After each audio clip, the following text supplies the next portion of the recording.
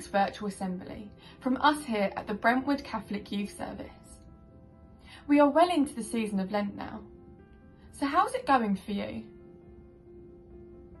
For many of you, this is the week you start returning to school, and we hope this is a really good week for you, and that you are able to enjoy seeing your friends and your teachers again, and that any worries you had are calmed as you get back into the rhythm of going to school again. But don't be afraid to take it at your own pace. Change can be difficult, especially in these times. So don't forget to be kind to yourself and to those around you. And today we are going to be talking about Saint Joseph. His feast day is on the 19th of March, so not far from now. And Pope Francis wrote us a letter a few months ago, asking us to really think about the life of Saint Joseph and to try and learn something from his example. And that's exactly what we are going to try and do in today's assembly. We'll think about how the life and example of Saint Joseph can speak into our own lives and times at the moment, and how we can truly be inspired by him. When you try and find something out about Saint Joseph, you might find it a little bit tricky, because we never actually hear him saying anything in the Gospels. We assume he could talk, however nothing he ever said was recorded in Scripture. You might wonder, how can we know about someone if we don't have any record of them saying anything? But there's actually still quite a bit we can learn about Saint Joseph.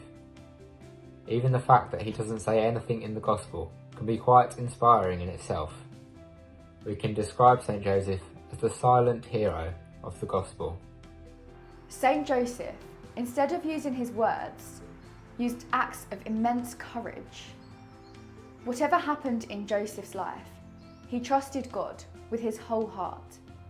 At times, Saint Joseph was faced with what the right thing to do was also the difficult thing, but he always chose doing the right thing.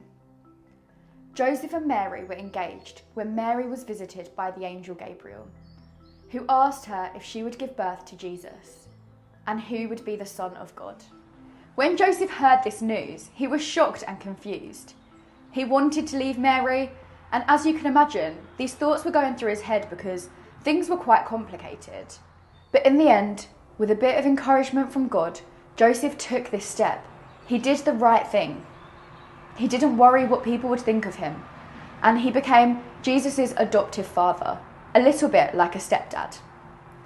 Arriving in Bethlehem and finding there was no room in the inn, Joseph and Mary took a place at a stable, and Joseph made this place as welcoming as possible, to make it as perfect as it could be for the Son of God. Soon after the birth of Jesus, King Herod began hunting for him because he wanted to kill Jesus. So Joseph and Mary had to take Jesus to Egypt, a whole other country, just to get away from this situation. Hearing this, we can be reminded of the people in our world who have to flee their countries because of dangerous situations, because they, like Mary, Joseph and Jesus, were not safe. These people in our world today we describe as refugees. This week we have launched a new episode of BCYS Voices, where young people speak about different issues in our world. For this month, we have two young people speaking about refugees and their experiences they have working with them and working for charities who help support these people in our communities. You can find a link to this video in the description below. And I really would encourage you to take just half an hour out of your day to watch this video, because there are so many ideas of how you can help, especially during this lockdown, whether it's from helping out to online Zoom classes or donating a mobile phone that you're not using anymore or a bike, so that these refugees in our communities can travel to work and to really make a living in this country, to be able to be in that safe place that they were not before. Mary and Jesus turned Joseph's life upside down. He left everything that he had for them. He did what was right for his little family because he loved them. He never cared about himself. He was so selfless. Everything he did for them. Even when Jesus was born, and Jesus' childhood and even when he was grown up, none of it would have happened without Joseph. Who are the people in your life that are like Joseph? Who are the silent heroes in your life?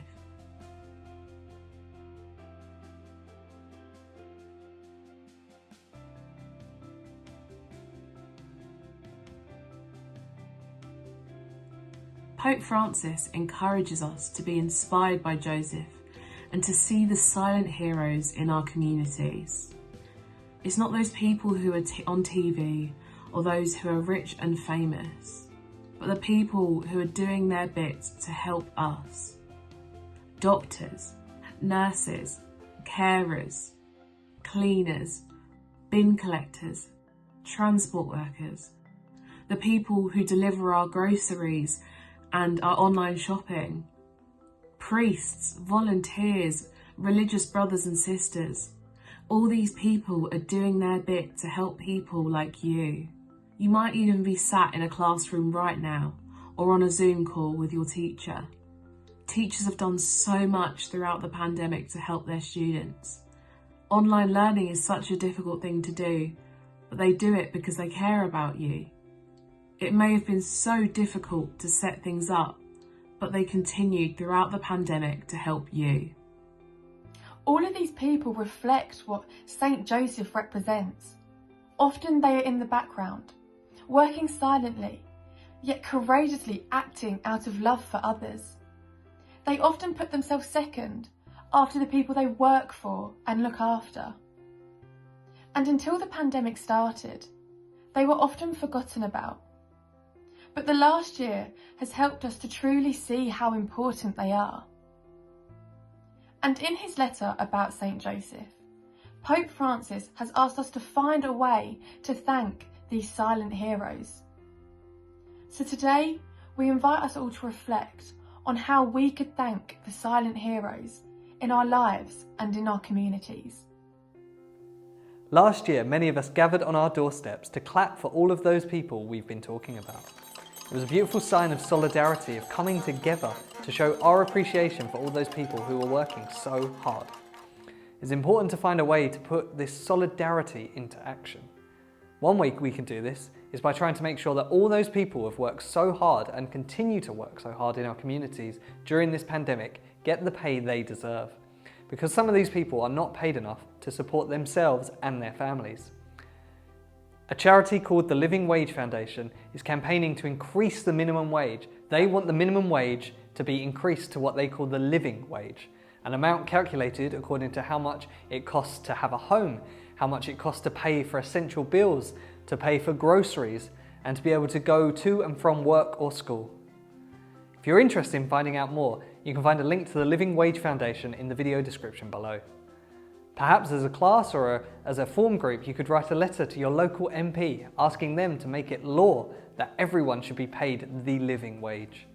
It might be that you've never done anything like that before, so why not work together with your class and your teacher to think about what you want to say and then nominate some people who are good at writing letters to bring all of your thoughts together and send it to that MP.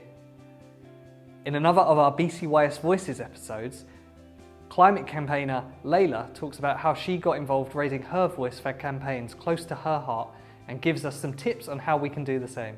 You can also find the link to that video in the description below. Welcome to our chapel, where we can bring all that we've been reflecting on in our assembly to prayer, offering it up to God and asking St. Joseph to pray for us too. I invite you to join me in making a sign of the cross. In the name of the Father, and of the Son, and of the Holy Spirit. Amen. We've been reflecting on how St. Joseph represents all the silent heroes who we see in our lives and our communities at the moment. Just like how God asked St. Joseph to step up, to be there for Mary and Jesus, even when it meant turning his own life upside down. So have so many silent heroes put their own lives on hold in the last year, all to help other people. The people we see looking after the sick in hospitals and working to keep people safe in our communities, people who deliver food or online deliveries to our homes. It's their job every day to be a silent hero. But even us, me and each of you watching, Each of us in our own way can be like St. Joseph. We can all do something to help other people. For us today and this week, this might just be spending a moment in reflection, considering who the silent heroes in our lives are.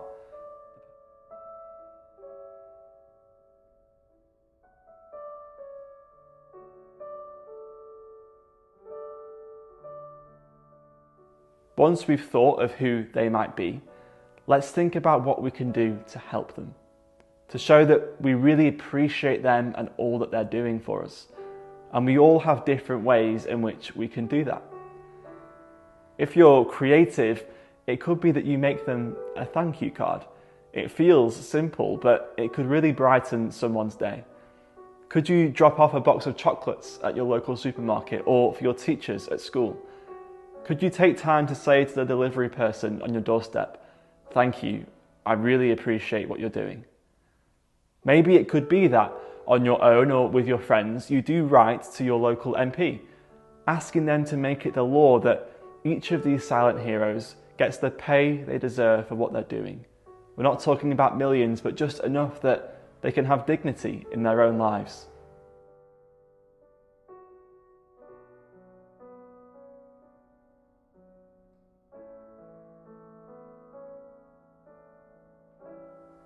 St. Joseph is one of Pope Francis's favourite saints.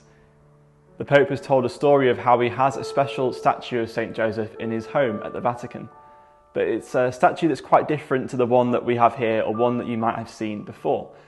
Pope Francis's statue of St. Joseph shows the saint fast asleep. And there's a special reason why that's the case. In the Gospels, we read about how God spoke to St. Joseph in Joseph's dreams.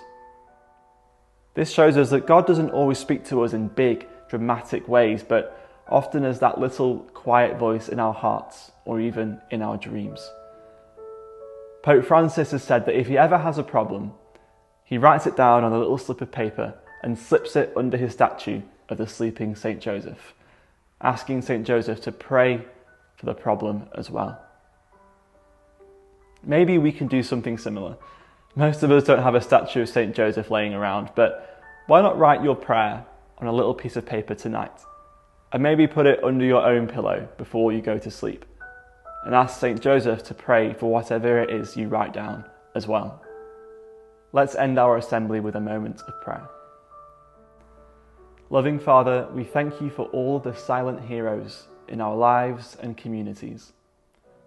All of the people who work day and night to keep the world going, who don't get attention or lots of money for what they do, but do it out of the goodness of their hearts, like St. Joseph.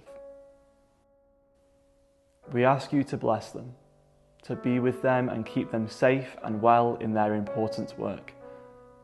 We pray that our community and our country will always remember them and the hard work they have done, and we will always show them the appreciation and gratitude they deserve. We make this prayer through Christ our Lord. Amen. In the name of the Father, and of the Son, and of the Holy Spirit. Amen. Thank you for joining us for this week's virtual assembly. We really hope you got something from it for your own life. You can find out what else we're getting up to with the Brentwood Catholic Youth Service on our different social media channels on Facebook, Twitter, Instagram, YouTube and Spotify. Just search for Brentwood CYS and you'll find us there. But for now, we hope you have a good rest of your week. Take care and God bless.